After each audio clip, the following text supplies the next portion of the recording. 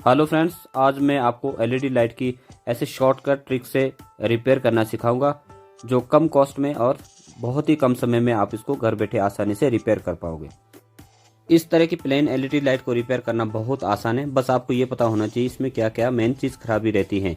मेरे पास है एक 12 वॉट की एलईडी लाइट जो है सिस्का कंपनी की। इसकी वैलिडिटी एक्सपायर हो गई है। 1 साल की वैलिडिटी कंपनी देती है। तो अगर हम नए एलईडी लगाने की बात करें तो कम से कम 800 से 1000 के बीच में खर्चा आता है।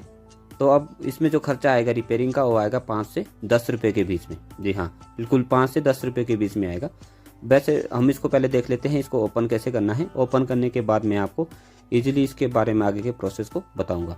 इस एलईडी लाइट को खोलने के लिए स्प्रिंग के साथ साइड में जो 2 स्क्रू है, दोनों साइड में स्क्रू होते हैं।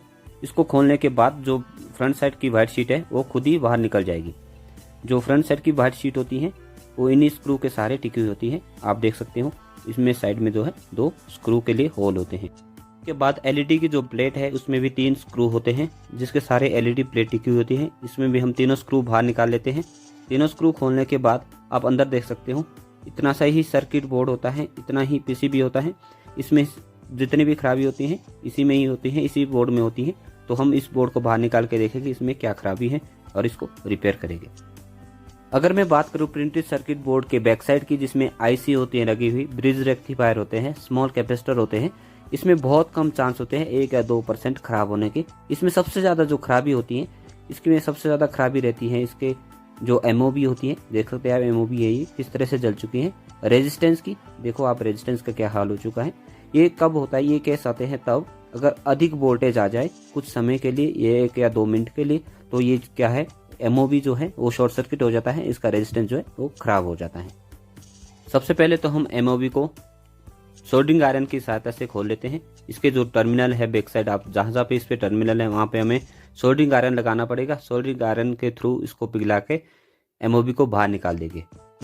मैं वीडियो में आपको आगे बता दूंगा इसमें कितने नंबर का एमओबी लगा था और कौन सा आप इसके जगह में एमओबी लगा सकते हो। एमओबी क्या कॉस्ट है, कैसे आपने लगाना है। सबसे पहले तो हम एमओबी को खोल लेते हैं। अब मैंने एमओबी को सर्किट बोर्ड से बाहर निकाल दिया है। अगर आप एमओबी का साइज देख पा रहे हो, हमारे पास जो एमओबी है वो है 320। आप देख पा रहे हैं ये है के 320। इसके जगह पे आप के 314 या 415 के का भी लगा सकते हो। अब इसमें जो रेजिस्टेंस खराब हुआ है इसमें हम रेजिस्टेंस को भी बाहर निकालेंगे। ये पूरी तरह से रेजिस्टेंस में जो है शॉर्ट सर्किट हो गया है। इस रेजिस्टेंस को बाहर निकालने के बाद इस पर हम नया रेजिस्टेंस लगाएंगे। ये जो रेजिस्टेंस है इसकी वैल्यू है 38 ओम्स। इसकी जगह में हम 38 या 36 ओम का रेजिस्टेंस जो है लगा सकते हैं। रेजिस्टेंस और एमओबी को बाहर निकालते हुए ये ध्यान रखना है इसमें उतना सोल्डरिंग पिघलाना है ताकि इसमें हम नए रेजिस्टेंस और नए एमओबी को आसानी से लगा सके। देख सकते हैं इसमें प्रॉपर होल हो चुके हैं जिसमें हम सबसे पहले हम एमओबी को लगाएंगे।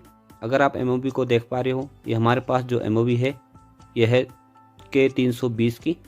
आप इसकी जगह आप दूसरी एमओबी लगा सकते हो 415 या 314 के की। मेरे पास जो नए वाली एमओबी है इसमें बहुत ही बारीकी से लिखा हुआ है, शायद आप इसको नहीं पढ़ पाओगे। ये है के 320 की। अब आप एमओबी को उस जगह पे लगाओगे जहाँ से आपने पहले निकाला था। एमओबी में कोई भी नेगेटिव और पॉजिटिव नहीं होता है, इसको आप सप्लाई के पैरेलल में कैसे भी लगा सकते हो। इसके बाद अब इसमें हम प्रॉपर सोल्डरिंग करेंगे। एमओबी का काम होता है जैसे इसकी वैल्यू है 320, तो 320 से अधिक अगर 21 या 22 भी वोल्टेज आ जाए तो ये अपने अंदर ही शॉर्ट सर्किट कर लेती है और पीसीबी का जो आगे का सर्किट है उसको से बचा लेती है। उसमें कोई भी शॉर्ट सर्किट या उसमें कोई भी फॉल्ट नहीं आने देती। एमओबी को सोल्डरिंग करने के बाद अब इसके जो एक्स्ट्रा लेग्स हैं उसको हम सीजर की सहायता से काट लेते हैं।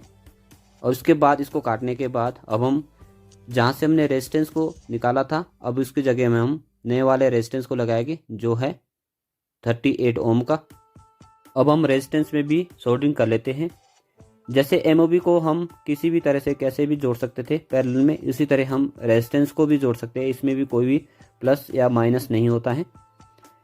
एमओबी जब अंदर शॉर्ट सर्किट कर लेती है उसके बाद रेजिस्टेंस में शॉर्ट सर्किट हो जाता है और ये जो एमसीबी होता है उसको ट्रिप कर लेता है और ये जो है आगे के पीसीबी सर्किट को जो है वो सेव करता है, उसको भी बचा लेता है, उसमें कोई शॉर्ट सर्किट नहीं होने देता। सोल्डरिंग होने के बाद इसमें जो एक्स्ट्रा लेग्स है इसको भी हम काट लेते हैं। इसके बाद जो एलईडी प्लेट है उसमें जो पॉजिटिव वायर है रेड वाली, ये भी निकल गई है।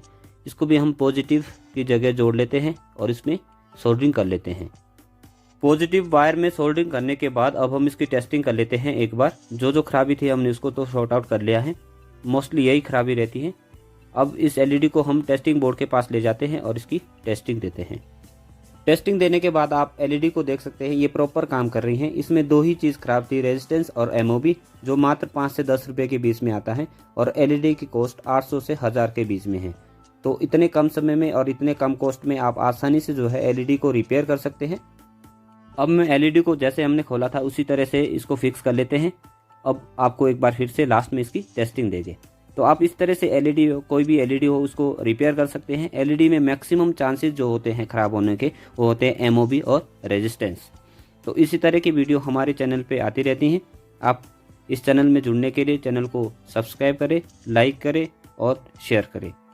अब मैंने एलईडी को पूरी तरह से असेंबल कर दिया है। अब फाइनली इसकी टेस्टिंग दे देते हैं। आप देख सकते हैं कितने अच्छे से काम कर रही है एलईडी। आज की वीडियो में बस इतना ही, मिलते हैं नेक्स्ट वीडियो में। तब तक के लिए थैंक यू, टेक केयर।